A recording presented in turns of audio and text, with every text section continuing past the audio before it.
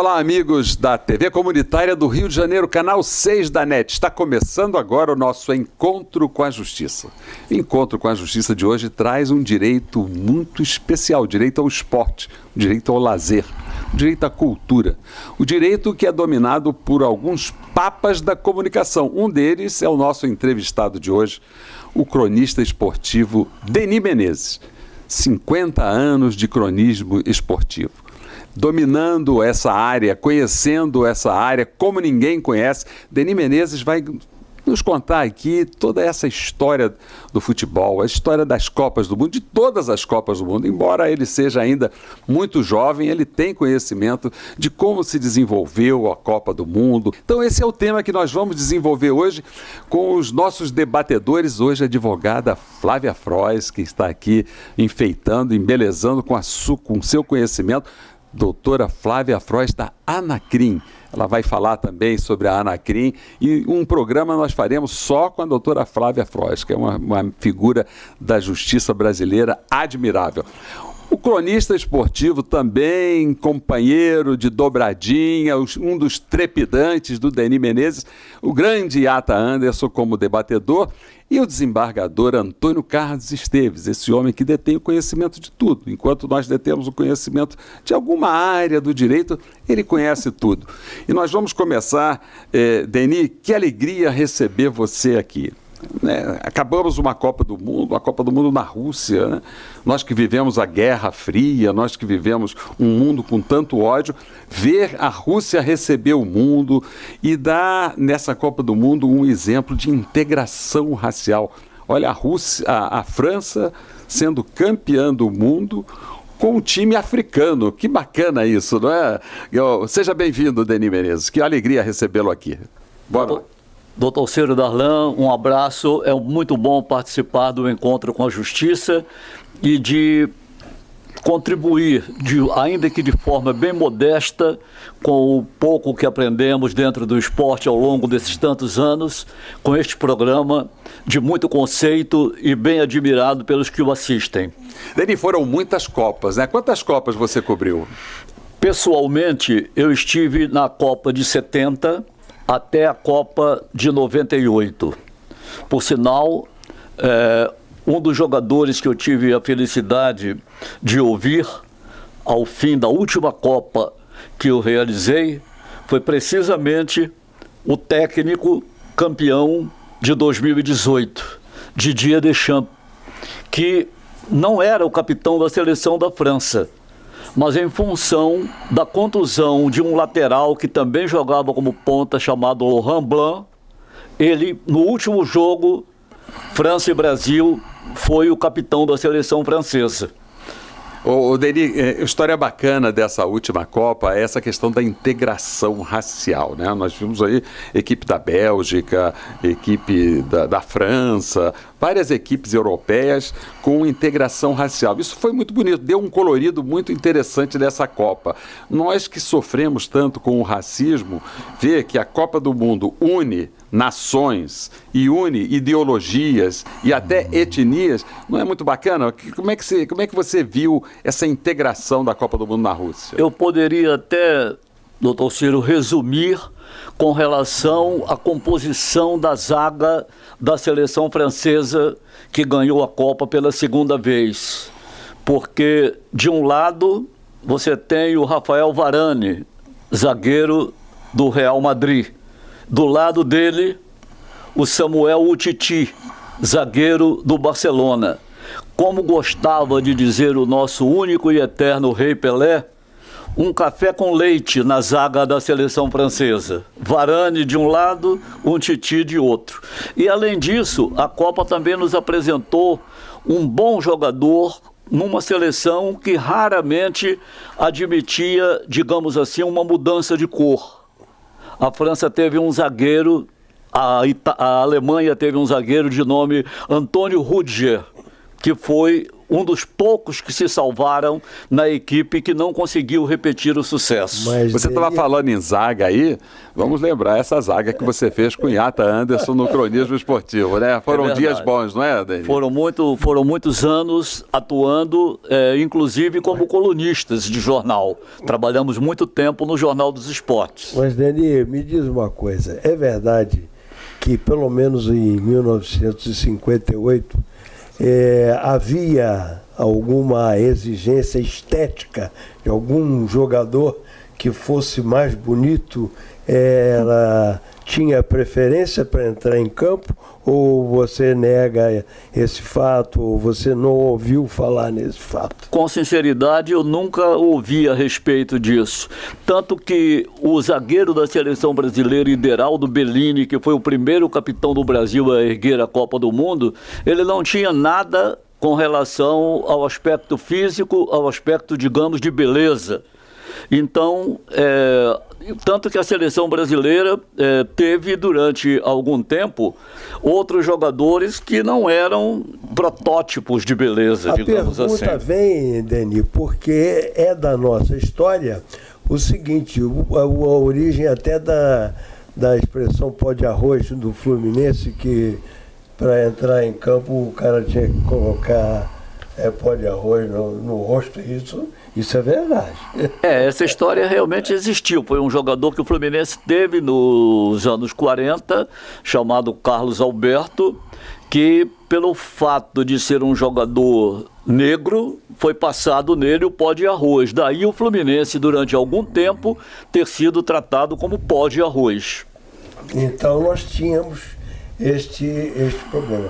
É que a gente ouve tanta história, né, telespectador. Deni, uma dúvida que a gente tem, que acompanha as Copas do Mundo, e essa talvez tenha sido um diferencial na questão do preparo físico dos atletas. Diferente daquele futebol arte de 70, hoje a compleição, a preparação física do atleta me parece bem diferente daquela época. Como é que você vê isso?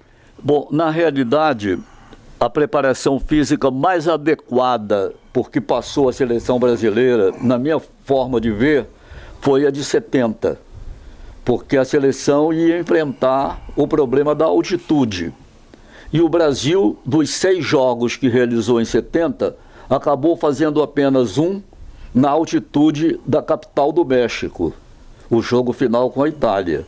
Porque os 5 jogos anteriores foram todos realizados em Guadalajara, onde não havia qualquer tipo de problema de altitude. E, além disso, a seleção brasileira se preparou de uma forma muito adequada na cidade mais alta do México, foi a cidade de Guanajuato, onde a preparação física foi feita de uma forma muito consciente, com a liderança de um preparador físico da época, chamado Admildo Chirol, que foi dos melhores da nossa história. E, Deni, uma curiosidade sobre a Copa de 1970, porque houve um desentendimento entre o Pelé e o treinador que era antes do Zagallo, era o João Sem Medo, João Saldanha.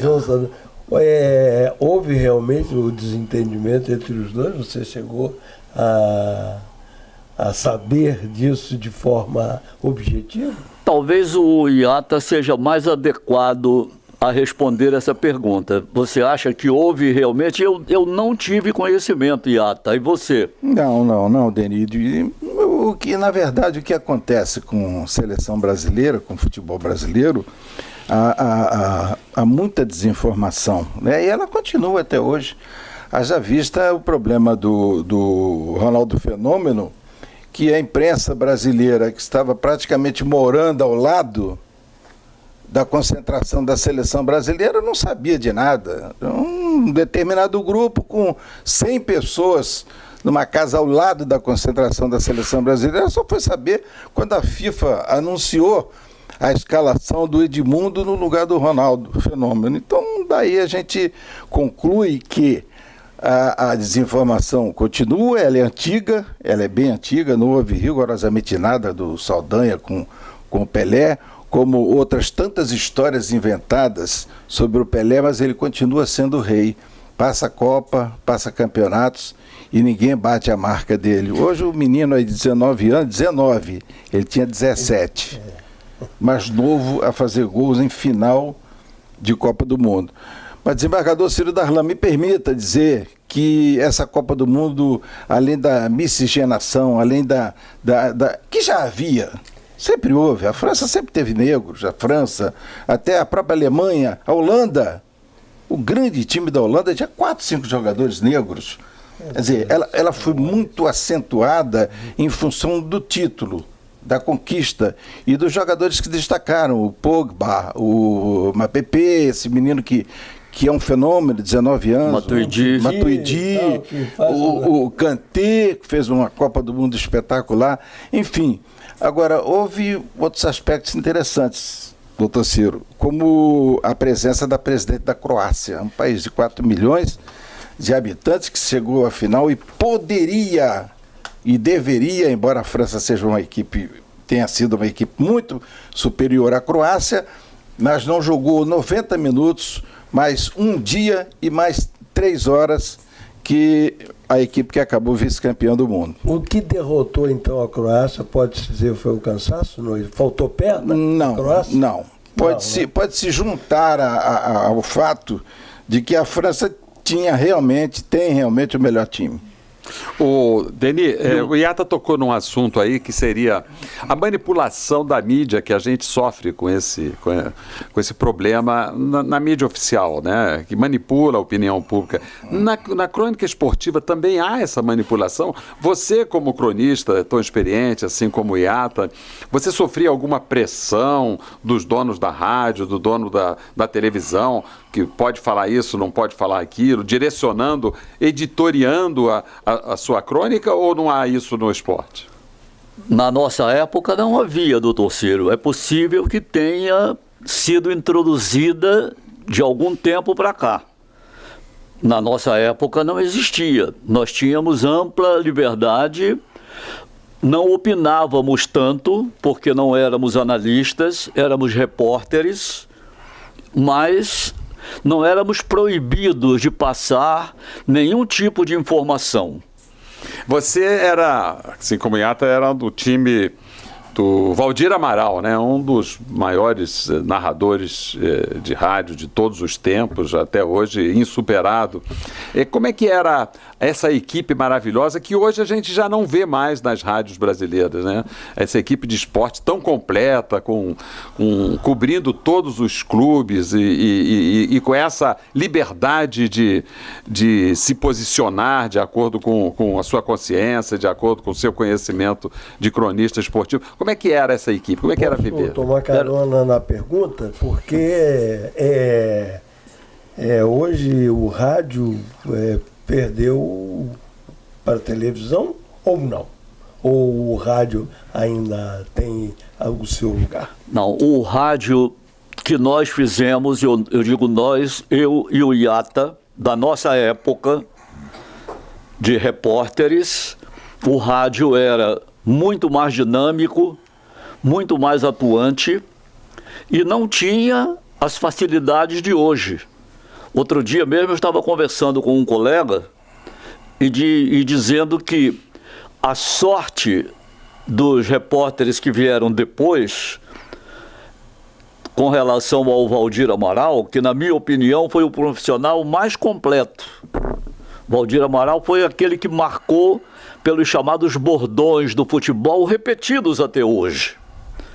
E na época do Valdir, se existisse o celular, a marcação sobre os repórteres seria mais forte, porque ele parava num orelhão para poder ligar e cobrar. E hoje é mais fácil com o celular, né, doutor Ciro? Agora, com o uso das redes sociais, da internet, essa interação com o esporte, o que muda na crônica esportiva com essa interação hoje das redes sociais, das mídias alternativas? O que muda para o cronista? Bom, na minha opinião, muda pouca coisa, embora a dinâmica da informação seja mais rápida. Só que há um detalhe a ser considerado. Hoje não se informa com a mesma precisão que se informava no tempo em que eu fiz rádio e no tempo em que o Iata fez rádio, né, Iata? É verdade, o celular trouxe uma velocidade incrível, né? E uma facilidade acima de tudo. Eu peguei o Telex, você também, né? De ficar 8 horas em Madrid, 8 horas, tinha um japonês na minha frente com um rolo desse tamanho, eu tive que esperar ele 8 horas para poder passar o resultado de um jogo de futebol. Nossa. E por coincidência tinha sido do Real Madrid, não sei porquê, mas foi um jogo do Real Madrid pela Liga dos Campeões. Como eu estava em Madrid, fui fazer o jogo e então tinha que passar por Telex. Hoje a gente fala com as pessoas, é muito diferente, né? E na época que o desembargador Ciro Darlan conhece muito bem essa história, que eu passei um período trabalhando na Arábia Saudita, e era 3,73 um minuto de telefone, dólares, não era cruzeiro real não, dólar. E a gente tinha que falar 2, 3 minutos com o cronômetro, hoje a gente fala 24 horas, se quiser, vendo as pessoas. Então houve uma evolução muito grande no aspecto da tecnologia. Sim. Mas na velocidade e na qualidade, não. Até, já a gente está falando agora em tecnologia, a grande vedete da Copa foi o árbitro de vídeo. Como é que, passo a pergunta aos dois, como é que vocês veem essa inovação tecnológica dentro da crônica esportiva, né? E como é que isso influenciou, digamos assim, o campeonato, de um modo geral? Bom, o árbitro de vídeo veio para ajudar, mas a final da Copa do Mundo mostrou, com o árbitro argentino recorrendo 3 vezes ao árbitro de vídeo, que ainda assim não é a solução definitiva. E eu durante muito tempo, durante umas 5 Copas do Mundo, após as Copas, eu fazia sempre uma entrevista com o então presidente da CBD e depois da FIFA, João Avelange, que, na minha opinião, foi o maior dirigente da história do futebol no Brasil e no mundo, porque ele integrou, foi o primeiro dirigente a levar uma Copa do Mundo para a África, foi o primeiro dirigente a ampliar o número de seleções em Copas do Mundo. A partir de 82, na Espanha, a Copa do Mundo foi disputada por 24 seleções. A partir de 98, na França, ela passou a ser disputada por 32, provavelmente a última agora na Rússia, porque a próxima Copa, com o Mr. Infantino, o presidente da FIFA, correndo a sacolinha, ele vai passar para 48 seleções. Mas, Denis, você e o Iata estavam falando aí dessa questão de que a televisão ainda não superou o rádio em matéria de transmissão esportiva. Eu lembro que a gente via o jogo ouvindo a rádio. Mas agora que nós estamos assistindo pela televisão, a gente vê que o narrador inventa muita coisa. Vocês também inventavam quando transmitiam o jogo pela rádio? Porque quando a gente assiste, vê até os caras erram o nome, eles narram jogadas que não aconteceram e nós estamos vendo. Nós temos o privilégio de estar testemunhando se ele está acertando ou não. Como vocês tinham a vantagem de falar sem que o ouvinte estivesse vendo, mas a gente via o jogo ouvindo vocês também inventavam muito ou vocês eram mais realistas? Eu acho que sempre fomos mais realistas, né, Iata? Muito. Desembargador Ciro Darlan, permita-me uma parte para dizer que nós estamos diante de uma lenda do rádio. Denis Menezes ultrapassou todos os limites do ponderável e tornou-se, por isso, pela sua seriedade, pelo seu comprometimento com a verdade e, acima de tudo, pelo profissional que tornou-se uma lenda. Nós estamos diante de uma lenda. Isso não digo porque Denis foi meu padrinho, é meu padrinho no rádio, comecei com ele, me encaminhou, me levou, me mostrou, e eu digo sem nenhum medo de errar. Não existe mais profissionais do nível do Denis e de outros. Há outros profissionais da nossa época que também fizeram a história do rádio.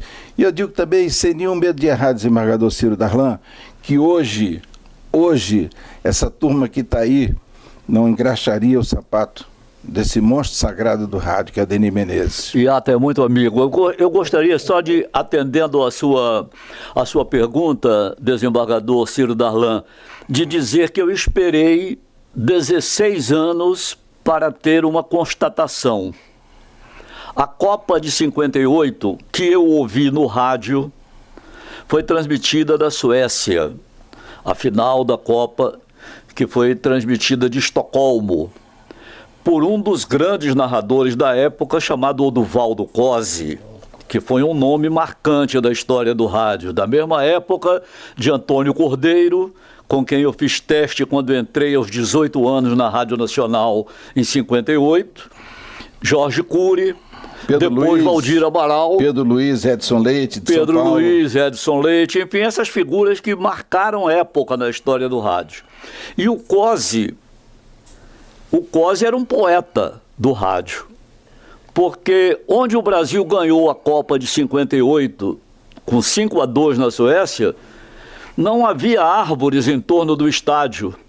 E o Cosi criou a imagem de as árvores estão, as folhas estão balançando, todos alegres com o Brasil. Não havia nada disso, ele criava, ele era um poeta, ele tinha imaginação. Então, eu gostaria de fazer esse registro quando o desembargador Ciro Darlan nos perguntou se nós criávamos alguma coisa. Nós, propriamente, não, mas alguns narradores, sim. Criavam um bom cenário. Mas, Denis, vamos falar um pouquinho dessa parte social, a importância do esporte na sociabilidade das pessoas. Vocês que acompanham há tantos anos, os clubes brasileiros têm dado a atenção para os jogadores de base, para as crianças, para os adolescentes que estão desenvolvendo, porque mais uma Copa do Mundo em que o Brasil não se ouve muito bem.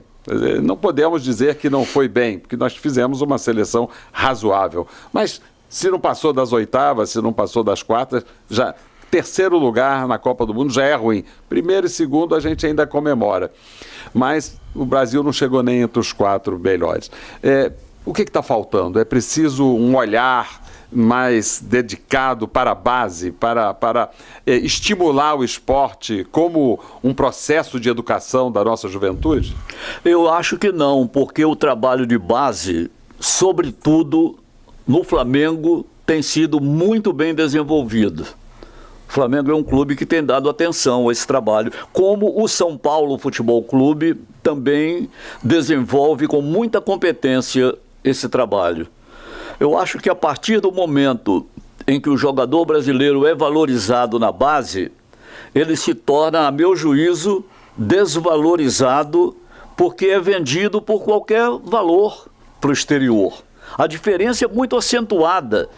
O Flamengo vendeu um jogador chamado Vinícius Júnior por menos de 150 milhões de reais, e isso não corresponde à realidade. Absolutamente um jogador que recém completou 18 anos de idade. Qualquer jogador na Europa custa 3 vezes mais do que isso. Falta uma valorização para o jogador formado na base do clube brasileiro, pelo menos na minha opinião. Eu queria que você completasse, então, essa informação, Denis, que ela é muito importante. Então, o fator econômico está opondo obstáculos ao crescimento do esporte. Não, na realidade, os clubes europeus, principalmente, sabem que, do ponto de vista de economia, o Brasil não atravessa uma situação favorável e eles chegam com qualquer proposta e os clubes, para fazer face às suas dívidas, acabam negociando por um preço muito abaixo do que deveriam negociar os seus jogadores. Denis, João Saldanha, esse é um mito do futebol brasileiro. Você conviveu com ele como cronista, como seu colega, jornalista, como treinador de futebol. Como é que era essa figura tão importante para a cultura brasileira, como foram Vinícius de Moraes, Tom Jobim, na sua área respectiva, né? E os pintores, os grandes pintores brasileiros. João Saldanha, como é que era essa personagem? E convivemos muito, Iata e eu convivemos muito com João Saldanha. João Saldanha era, acima de tudo, genial, porque ele tinha resposta imediata e positiva. Uma vez ele chegou no Maracanã, ele tinha um carrinho bem antigo, e aí estacionou no portão 16. Ao lado ficava o Museu do Índio. E um repórter de rádio chegou para ele e disse assim: João, tá indo ver o jogo? Senão eu deixei o carro aqui, mas eu vou ali ver o Museu do Índio. Desarmou o cara na hora. Conte mais algumas dessas passagens interessantes do futebol. É possível, desembargador Ciro Darlan, que nem todas as pessoas saibam, mas quando o Saldanha disse que o Pelé precisava rever a visão, o Pelé não tinha nenhum problema e o Saldanha sabia disso. Mas a inteligência do Saldanha era tamanha que o Saldanha quis motivá-lo. O Saldanha possivelmente já sabia que seria a última Copa do Pelé, a Copa de 70, como foi. Foi por isso que o Pelé, que também é um gênio inteligentíssimo, tentou, no jogo com o Uruguai, diante do Mazurkiewicz, fazer aquele gol do meio do campo. Eu digo o seguinte: Saldanha e Pelé foram gênios que andaram lado a lado, ainda que divergindo em algumas ideias. Você diria que está precisando de um João Saldanha para dizer ao Neymar para usar óculos também e não muletas?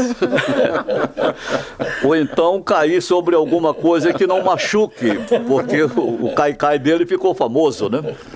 Então, não, na realidade, nós não podemos estabelecer nenhum tipo de comparação. E eu gostaria que o Iata acrescentasse alguma coisa também, porque foram gênios. O Saldanha foi um gênio, o Pelé foi um gênio. Tanto que hoje, quando alguém pergunta qual foi o maior jogador do mundo, você quer saber a partir do segundo? Só pode ser, porque o primeiro... Qual é, Denis Iata? Qual é a diferença básica entre Pelé e um Cristiano Ronaldo? Todas. Todas que a gente puder alcançar. Não há como comparar o Pelé a nada, a ninguém. Pelé não era... Eu costumo dizer o seguinte: o segundo maior jogador, eu digo assim, quando me perguntam qual foi o maior jogador que eu vi, eu digo assim: não nascido em Três Corações, Zico, ou Maradona, para mim Zico foi o maior jogador que eu vi. Aí eu digo, não nascido em Três Corações, o maior jogador do mundo é o Zico, foi o Zico. Ou outro, quem quiser falar de Maradona, de Messi, de Cristiano Ronaldo nem tanto, apesar de eu ser grande admirador do jogador, da pessoa, agora muito triste com a saída dele do Real, mas enfim, não dá para comparar. Não dá para comparar o Pelé, ninguém é o Pelé. Se juntar os 5 melhores, se botar numa máquina, se pudesse fazer isso, não daria um Pelé. Não dá, é uma coisa assim, extrapolou. Como João Saldanha extrapolou. João Saldanha era um cara muito estava 50 anos à frente. Há pessoas que são consideradas e tornam-se gênios pelo que eles fazem na arte, que eles estão, né? Que às vezes não tem como explicar. Saldanha era um sujeito muito inteligente, que fez guerra, foi correspondente de guerra, e contava histórias mirabolantes, coisas interessantes. Passagem com Mao Tse Tung, né, Denil? Tem a história do Mao Tse Tung. O Saldanha disse que uma vez ele estava em Pequim, assistindo a uma solenidade do 1º de maio, o Mao Tse-tung, que foi indiscutivelmente um dos grandes nomes da história da humanidade, o Mao Tse-tung só falava chinês, não falava outro idioma, ele não sabia dizer bom dia em inglês. E o Saldanha disse uma vez para nós que numa solenidade o Mao Tse-tung pisou no pé dele, o Mao Tse-tung pisou no pé do Saldanha e pediu desculpa. Pô, João! Agora, uma curiosidade que eu tenho, eu vi agora falar de Zico, não tem como não lembrar da seleção, na minha opinião, foi a primeira Copa que vi, a seleção Canarinho de 82, que marcou a minha infância, acho que marcou o Brasil de um modo geral. O que faltou para aquela seleção ser campeã mundial? Todos esperavam. Denis estava lá. Nós estávamos. Talvez tenha faltado um pouco mais de, digamos, de ambição, porque era uma seleção que jogava com facilidade. Uma seleção que tinha jogadores notáveis como Zico, Sócrates, Falcão, Júnior. Mas era uma seleção que entrou no jogo com vantagem, com 2 vantagens no jogo, acabou perdendo o jogo por 3-2. Mas era uma seleção, digamos assim, que não estava tão preocupada com o resultado do jogo. Era uma seleção que jogava porque jogava bonito. Era uma seleção que queria ser campeã do mundo, mas nunca se apegou a 2 vantagens que teve no placar. Qualquer outra seleção seria capaz de ter feito 1-0 e recuado, de ter feito 2-1 e recuado, mas esse não era o espírito da seleção brasileira. Não é, Iata? Eles eram uma equipe que era um grupo, né? Um grupo muito extremamente capaz e que foi para a Copa do Mundo sabendo do potencial que tinha, né? Aquela seleção, se a gente pudesse, não se deve comparar épocas, mas se trouxesse aquela seleção para essa Copa que passou na Rússia, nossa, ganharia com 3 dias de antecedência. Mas não é impossível fazer isso, não dá nem para... É só apenas uma retórica. Mas não dá para fazer, para comparar, porque a seleção teve tudo. Agora, para mim, aquela seleção, eu não cobri essa Copa, Denis foi, mas eu conhecia todos os jogadores, trabalhava no dia a dia com eles, com todos eles, craques excepcionais, mas me pareceu que aquele time foi para se divertir também, que aliás deve ser assim. Nós nos divertimos muito, nós trabalhávamos sempre, eu particularmente, que aprendi muito com o Denis, o Denis me cobrava nos intervalos dos jogos. Eu levava broncas homéricas se eu falasse uma coisa errada, se eu cometesse... Me ensinou muito. Então, isso aí, nós tínhamos a parte séria, mas nós brincávamos muito. No ar. É verdade, Denis? Não, claro. Uma equipe dirigida por Valdir Amaral, que teve 8 locutores num período teve 8 locutores, teve os 3 maiores comentaristas do momento, que eram João Saldanha, Luiz Mendes e Rui Porto, né? 3 comentaristas, os 3 melhores do Rio, 8 narradores, e a gente se divertia. O Valdir ficava louco, ele ligava para a cabine, para com isso, mas a gente, além de trabalhar sério, até hoje, a gente vê o sujeito dar errado o nome de um árbitro. Nós íamos no vestiário para conferir. Isso há 10, 20 anos atrás. Não acontece. E eu gostaria só de lembrar também uma coisa. Nos dias que antecederam o gol 1000 do Pelé, o Valdir fez apenas 3 reuniões, eu digo apenas entre aspas. Ele fez 3 reuniões para planejar como seria a transmissão, a cobertura daquele jogo que antecedeu o gol 1000 do Pelé no Maracanã. Tudo devidamente preparado, com muito profissionalismo, com muita atenção, para que nada faltasse naquele jogo.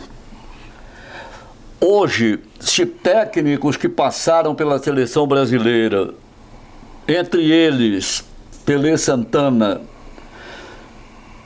e outros técnicos tivessem esse trabalho que os técnicos atuais têm, a seleção brasileira, com os valores da época, seria absolutamente imbatível. Absolutamente imbatível, doutora Flávia. Odeni, muitos jogadores são engraçados, ou jogando, ou falando. O Dadá Maravilha fez história com Muita isso, história. né? Como é que era entrevistar Dadá Maravilha? Ele tinha tiradas mesmo? Ele era engraçado sempre? Como é que era? Ele teve aquela frase da época que ele jogava no Atlético, que ele disse e provocou riso de muita gente: só há 3 coisas que param no ar: o beija-flor, o helicóptero e o Dadá Maravilha. Isso aí realmente era uma coisa de um garoto que teve uma formação humilde, muito humilde, mas o Dadá fez parte do grupo, digamos, seleto de jogadores inteligentes, criativos, com algumas brincadeiras, com boas ideias, doutor Ciro. Havia, perdão, desembargador, havia na nossa época uma coisa que hoje em dia é muito difícil a gente não observa e não acredita que haja, né, o respeito mútuo, respeito do jogador com o profissional e do profissional com o jogador. Né? Hoje há e havia naquela época com menos intensidade uma preocupação com o que o jogador fazia fora de campo. Nós dois, eu e Deni, falo por nós dois, nós nunca nos interessamos por saber o que o jogador fazia. E eu frequentava a noite, eu era garoto do Leblon, frequentava a noite, frequentava o samba, frequentava as coisas legais, diga-se de passagem. Todas elas eu ia, todos os ensaios de escola de samba. Tinha a carteira da Mangueira, tinha a carteira do Império, tinha a carteira da Portela, enfim, todas elas. E eu via jogadores. E eu cansei de dizer para eles, passou um tempo que não havia mais necessidade de dizer, né? Que eu não estava vendo ninguém ali, não. Sabe por quê? Não me interessava, desembargador. Não me interessava. Saiu do Maracanã, era uma tese nossa, saiu dali daquela área do Maracanã, você pode fazer o que você quiser. Ô, Deni, qual foi o melhor treinador que o Brasil já teve? Zagallo. De seleção. Zagallo. Com certeza. Pelos títulos ou pela forma dele? Foi jogador, isso tem importância? Primeiro porque o Zagallo aplicou muito como treinador o que ele aprendeu como jogador. E ele teve, como ele próprio uma vez me disse, a sorte de aprender com o primeiro técnico tricampeão pelo Flamengo no Maracanã, que foi o paraguaio Freitas Solis. Evaristo também tem esse depoimento a respeito do Solis. Foi um técnico que soube formar muitos jogadores. Foi o técnico que lançou no Flamengo uma ala jovem, chamada Dida e Babá. E foi um técnico... O Zagallo aprendeu muito, aprendeu bastante. E teve a felicidade de pegar uma geração... Como técnico da seleção brasileira, Zagallo começou em 67, num amistoso em Santiago, Brasil e Chile, no Estádio Nacional.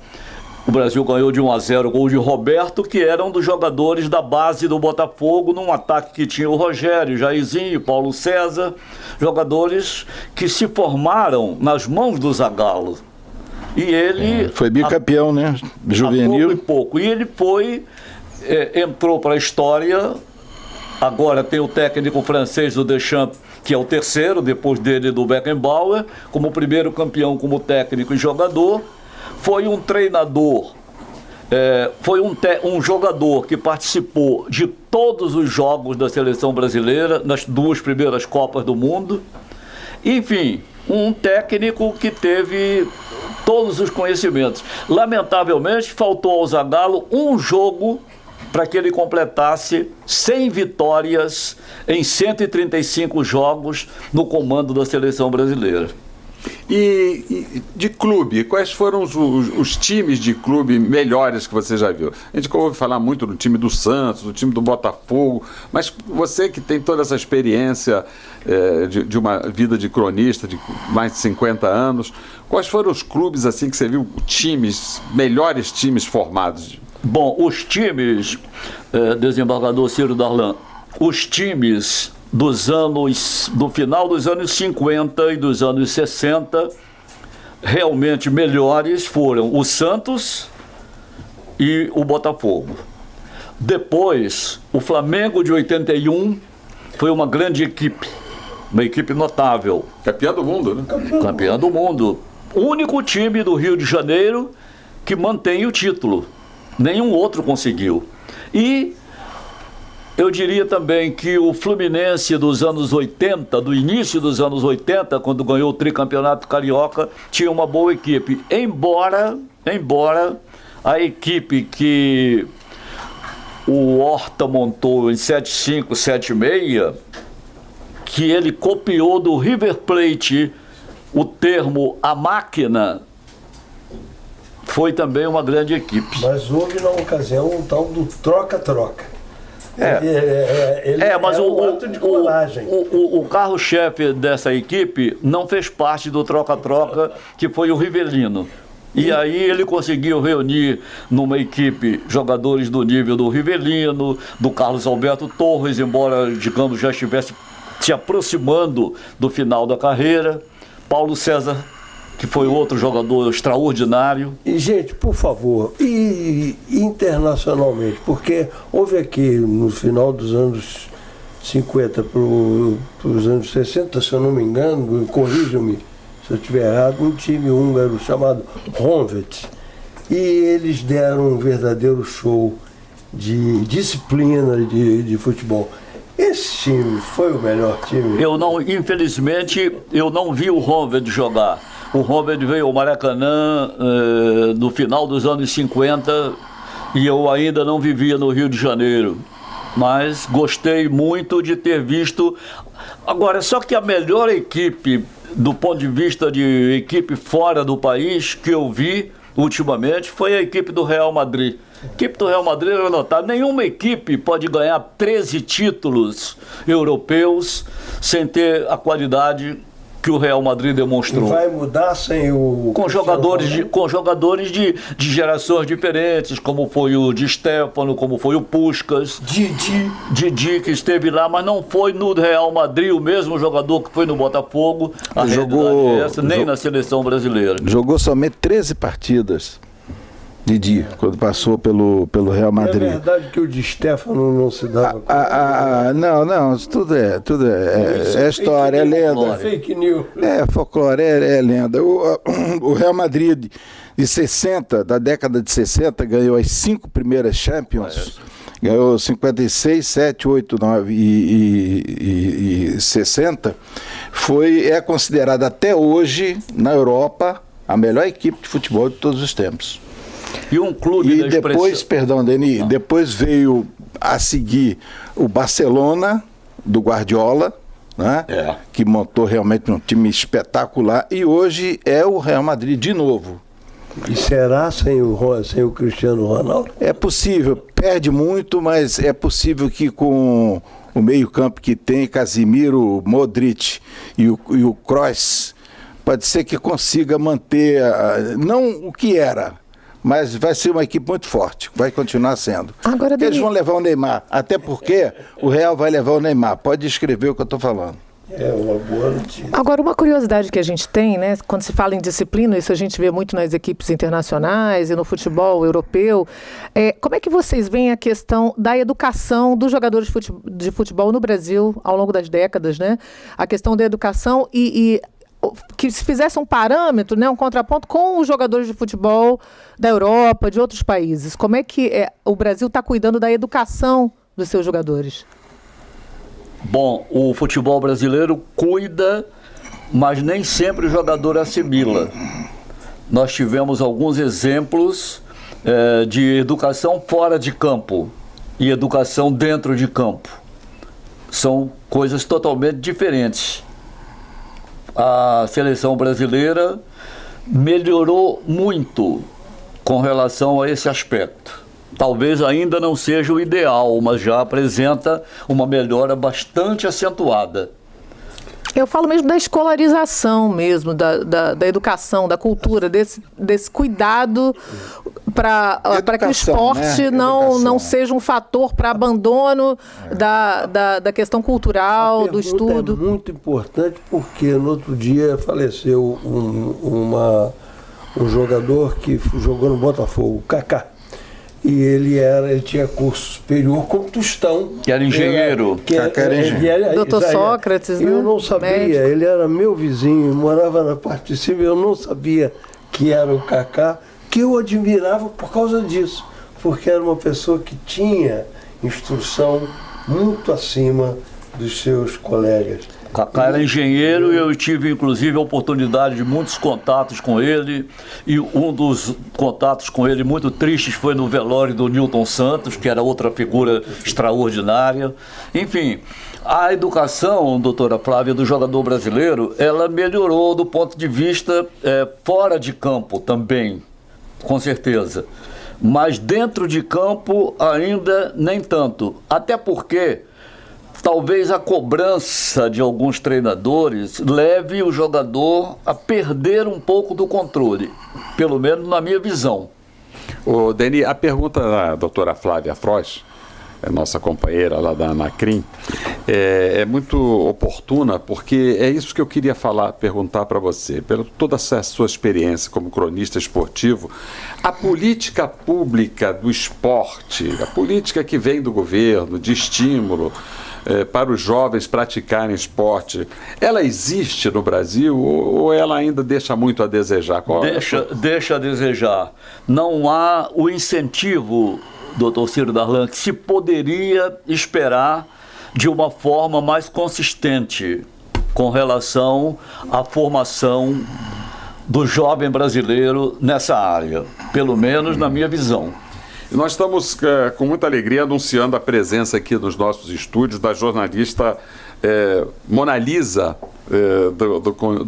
do colégio da Faculdade Pinheiro Guimarães. Nós agradecemos aqui a presença dela e hoje você deve estar aproveitando muito essa aula que está sendo dada aqui por dois dos maiores cronistas esportivos do Brasil, Iata Anderson e Deni Menezes, e Deni contando essas histórias do futebol. Deni, agora você tem que escalar. Quais são os melhores jogadores brasileiros de todos os tempos? Vamos lá. Uma seleção brasileira? Uma seleção brasileira.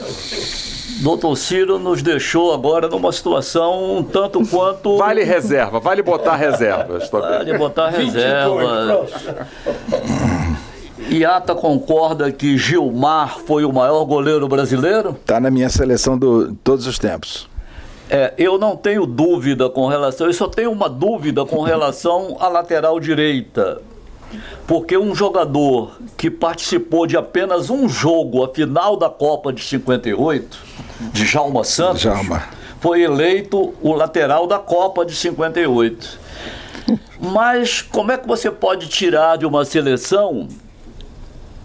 Não. Carlos Alberto Torres e Leandro? Pode. É complicado, né, Iata? Não pode. Carlos Alberto Torres não pode. É outra lenda do futebol, não tem como mexer.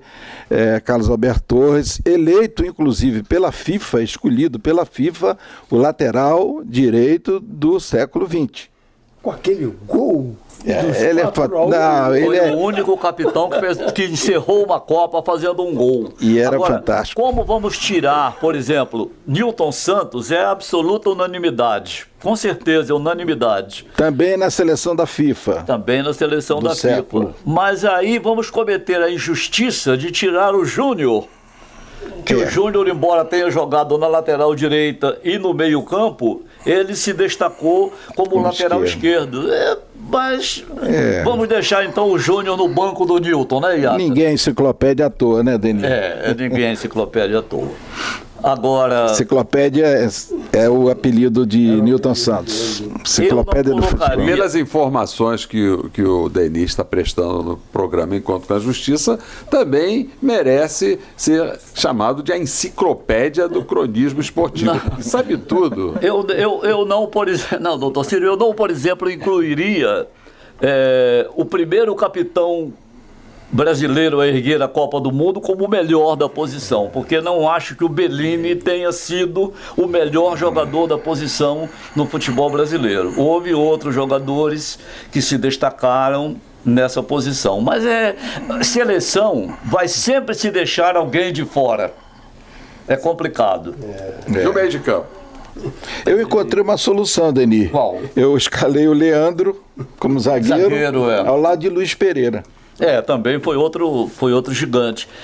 E o zagueiro? O único que a gente pode dizer assim, como o Carlos Alberto disse com relação a um determinado jogador, é esse e mais 10. O único que a gente pode dizer esse e mais 10 é o Pelé. Isso aí não há nenhuma dúvida, doutor Ciro. Agora, eu infelizmente, eu não vi jogar jogadores excepcionais como Leônidas da Silva. Eu não vi Zizinho, eu vi um jogo dele, o último que ele jogou no Maracanã, pelo São Paulo. Enfim, não vi o Ademir, não vi o Evaristo.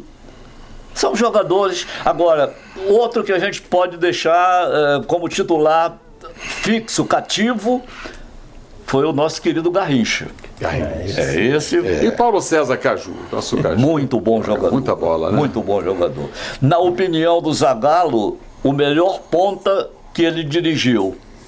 Paulo César era um jogador inteligente. Me lembro muito bem da Copa de 70, quando o Brasil ganhou da Inglaterra, que na minha opinião foi o jogo daquela Copa, e o Paulo César substituiu o Gerson e fez uma atuação irrepreensível naquele jogo. Você contou aí de uma passagem do João Saldanha com Mao Tse Tung, mas você também já esteve na China. Como é que foi essa sua... Na China comunista ainda, não é a China capitalista de hoje em dia, né? A China fechada. Como é que foi essa aventura na China, pelos cantões da China? Foi boa, porque nós estávamos essa excursão do Madureira, que recém me honrou dando às cabines do estádio de Conselheiro Galvão o meu nome, coisa que eu realmente não mereço. Eu fiz a viagem com o Madureira em 64. Volta ao mundo. Uma volta ao mundo com o Madureira. Nós estávamos em Hong Kong e fomos fazer 3 jogos na China. Um jogo em Cantão, um jogo em Pequim e outro jogo em Xangai. E fomos maravilhosamente bem tratados, um povo atencioso, alegre, já era naquela época. Hoje, então, nem se pode dizer diferente. Eu gostei muito de ter conhecido, embora há tantos e tantos anos atrás, a República Popular da China. Nossos telespectadores estão tendo aqui uma aula da enciclopédia do futebol brasileiro, nosso Denis Menezes. Nós vamos concluir esse programa, mas já deixando saudade, Denis, pela aula que você deu, pelas informações preciosas que você deu, narrando com simplicidade esses 50 anos de trabalho com o esporte que tantas alegrias já deu ao Brasil, algumas tristezas também, algumas decepções, como a Copa de 50, que você nem era nascido, mas... Não, já era nascido, sim, só não vivia no Rio, mas já era nascido. Aliás, você é do Amazonas, Sou né? de Manaus. Amazonas tem dado brasileiros muito ilustres e você é um deles. Esse programa... Foi uma alegria receber você aqui e a doutora Flávia, que está recebendo aqui do Álvaro de Acamélia um buquê de flores. Traz aqui, Paulo Marinho, nosso produtor. Vamos entregar aqui. Mona Lisa entregando aqui para nossa convidada especial como debatedora. E agradecemos a vocês, telespectadores do Canal 6 da NET TV Comunitária do Rio de Janeiro. por estar aqui nos acompanhando em mais esse programa Encontro com a Justiça, que contou com a colaboração preciosa dos nossos colaboradores, dos nossos debatedores, a doutora Flávia Frois, representando a Anacrim, o grande jornalista esportivo Iata Anderson. Não vou dizer para vocês que ele é meu irmão, por isso tanto orgulho batendo aqui no peito, né? E o nosso desembargador Antônio Carlos Esteves. Obrigado por nos acompanhar nessa noite, nesse nosso encontro preciosíssimo com um dos homens mais preparados, um dos homens mais dedicados à crônica esportiva do Brasil, nosso querido Deni Menezes. E até a próxima Encontro com a Justiça.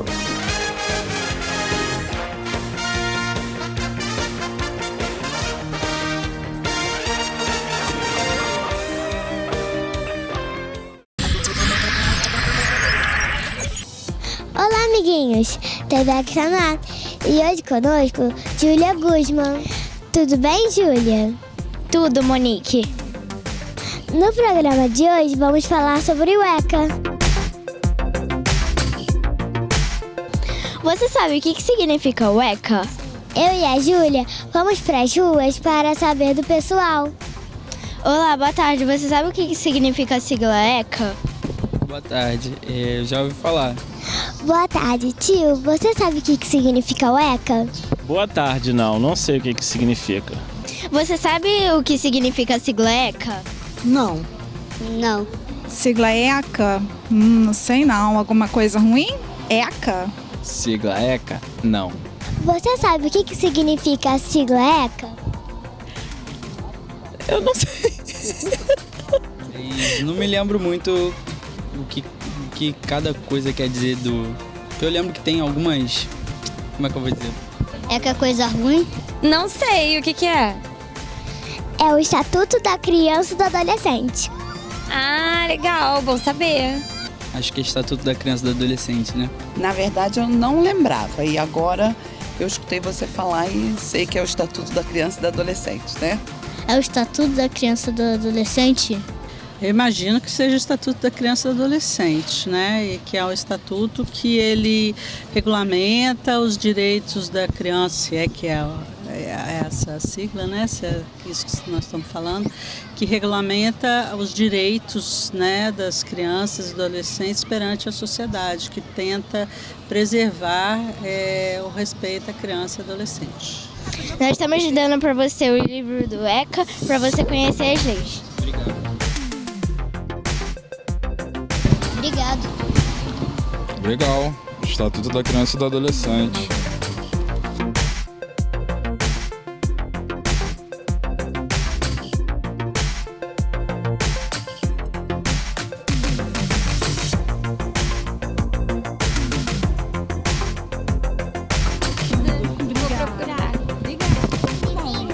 Ah, legal.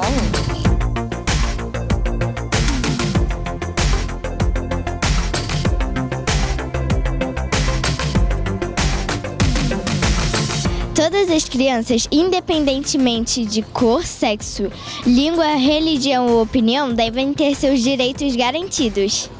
A criança é protegida e tem direito aos desenvolvimentos adequados.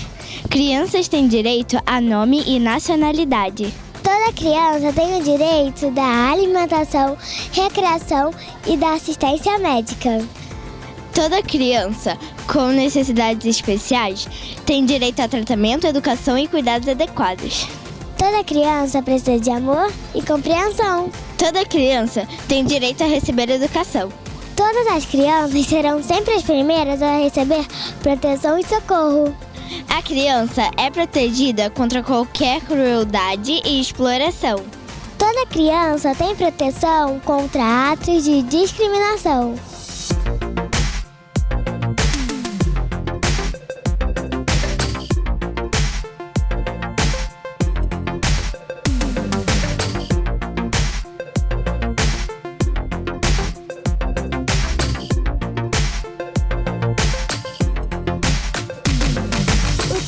De hoje termina aqui.